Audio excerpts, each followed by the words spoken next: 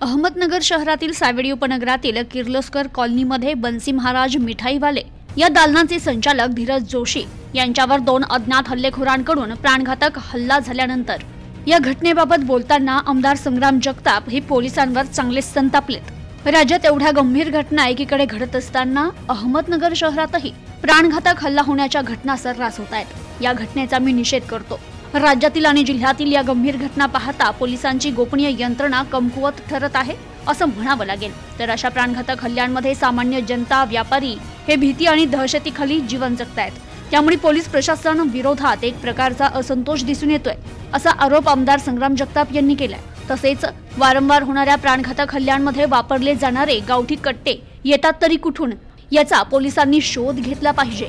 अनेक प्रकरणात पोलीस हातूरमातूर कारवाई करतायत, मात्र अशा घटनांच्या मागील मुख्य सूत्रधाराचा तपास लागत नाहीये। काही आरोपींना अटक होते, मात्र 2 दिवसातच त्यांना जामीनही मिळतोय।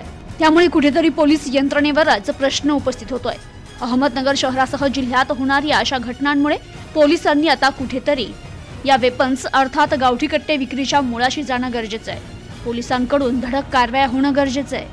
नागरिकांमध्ये सुरक्षितता असणं गरजेचं आहे असं सांगत या गुन्ह्यांच्या प्रकरणी राज्याचे गृहमंत्री देवेंद्र फडणवीस यांची आम्ही लवकरच भेट घेणार असल्याचंही आमदार संग्राम जगताप यांनी सांगितलंय।